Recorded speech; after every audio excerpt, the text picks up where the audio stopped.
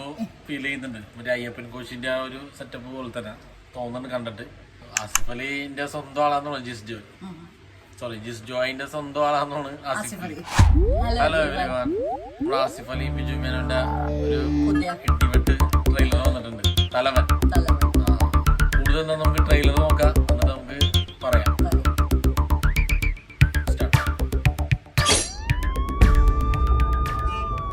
ആള് സ്ട്രെയിറ്റാ. അവന്റെ പ്രായത്തിൽ നമ്മൾ തന്നെ മോശമായിരുന്നു. 12 കൊള്ളിട്ടാലും ബെറ്റർ ആവത്തേനവൻ. ഇന്ന് ചേപ്പനന്തോട്ട കേസ് പറഞ്ഞൂടെ? സാറേ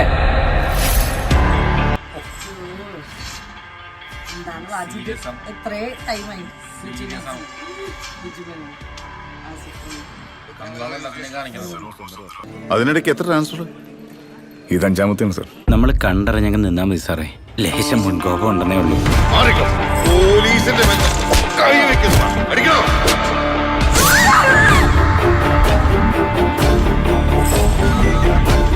കൊലപാതക ശ്രമമാട്ടോ സാറേ.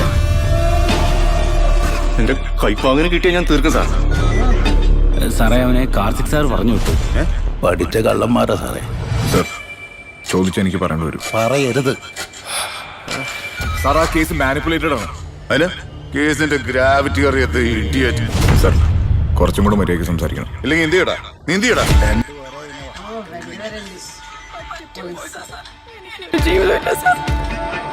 രണ്ടുപേരും കളിപ്പാണല്ലോ. സീനിയർ ജൂനിയർ ക്ലാഷ് ആണെന്ന് കണ്ടിട്ട്. അതാ ഞാൻ പറഞ്ഞ ആ അയ്യപ്പൻ കോശിന്റെ ഒരു ഈഗോ ഫീൽ ചെയ്യുന്നുണ്ട് കണ്ടിട്ട്. പോലീസിന് ഇനി ഒരു സ്റ്റെപ്പ് മുന്നോട്ട് പോകണമെങ്കിൽ ഇവിടുന്ന് ബ്ലഡ് സ്റ്റെയിനോ ഫിംഗർ പ്രിന്റോ എന്തെങ്കിലും ഒന്ന് കിട്ടണം. ഫോറൻസിക്കാർ കൈമലർത്തിയില്ല. അഭ്യൂഹങ്ങളല്ലോ ജോഷി, എന്തിനും കൃത്യമായൊരു തീർപ്പുണ്ട്. പോലീസ് ആഭ്യന്തര വകുപ്പിന്റെ കീഴിലാ. അതിന് ക്രിമിനൽസ് വേണ്ട. നീ നിന്റെ ആംഗിൾ ഉണ്ടാക്ക, ഞാൻ എന്റെ വഴി കണ്ടുപിടിച്ചോളാം. മച്ചാന്റെ ഒരു ഗെറ്റപ്പ് വേറെ ഗെറ്റപ്പല്ലേ. ആ ഡയറക്ടറാണത്. ശരിക്കും ഡയറക്ടറാണ്, ബൈ പ്രൊഫഷൻ ഡയറക്ടറാണ്. ഇടക്കിടക്ക് ടൈം പാസിന് കയറി അഭിനയിക്കുന്നുള്ളൂ. പക്ഷെ ഹെവി ഡയലോഗ് ഡെലിവറിയും ഹെവി ഒരു വേറെ തന്നെ ഒരു സെറ്റപ്പാണ്. നമ്മുടെ രഞ്ജി പണിക്കറെ പോലെ എനിക്ക് ഭയങ്കര ഇഷ്ടമാണ് പേഴ്സണലി.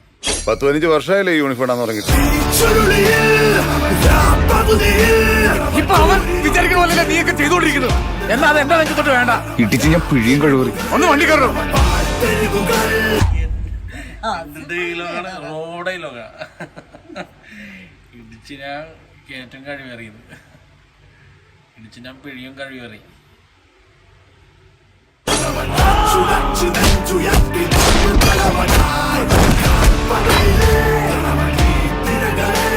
ഞാനാണ് ഈ സ്റ്റേഷനിൽ SHO. ഇപ്പൊ ഇവിടത്തെ SHO ഞാൻ. ഞങ്ങൾ ഇരട്ടവറ്റാന്ന് തോന്നുന്നു.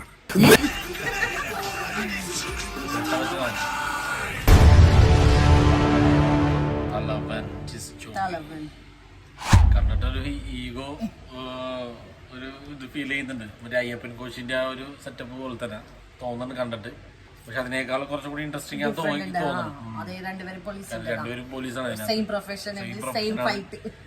സെയിം സ്റ്റേഷനിലും തോന്നുന്നു. പക്ഷെ ഒരു ഈഗോ ക്ലാഷ് അവിടെ കാണുന്നുണ്ട്. സ്മെല്ലടിക്കുന്നുണ്ട്. എന്തോ ഒരു കേസിന്റെ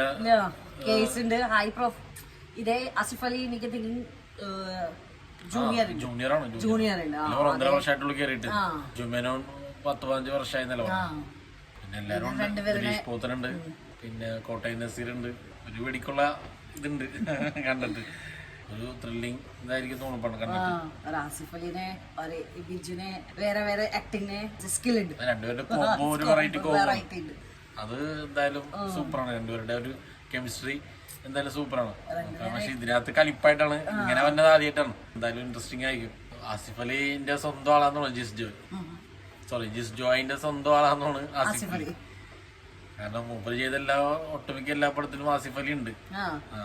എല്ലാ പടത്തിലും ഉണ്ട്. മറ്റേ വിജയ് സൂപ്പർ, പൗർണമി, പിന്നെ സൺഡേ ഹോളിഡേ, അങ്ങനെ എല്ലാ പടത്തിലും ഉണ്ട്. മിക്ക എല്ലാ പടത്തിലും ആസിഫ് അലി ഉണ്ട്. ജിസ് ജോയിന്റെ എല്ലാം ഒരു ഫീൽ ഗുഡ് പടം പോലത്തെ പടമൊക്കെയാണ് ചെയ്തേക്കണം. ഇങ്ങനത്തെ ഒരു ടൈപ്പ് എനിക്കൊന്നും ആദ്യമായിട്ടാന്ന് തോന്നുന്നു. ത്രില്ലർ ആക്ഷൻ ടൈപ്പ് എന്താണെന്ന് നമുക്ക് കണ്ടിട്ട് അറിയാം. അപ്പോൾ അതൊക്കെ നമുക്ക് നോക്കാം വഴിയത് എന്താണ് കഥ. എന്തായാലും സംഗതി കൊള്ളാം. ബാക്കി നമുക്ക് നോക്കാം ബാക്കിയുള്ള അപ്ഡേറ്റ്സ് എന്താണ്. Till then, bye. Bye.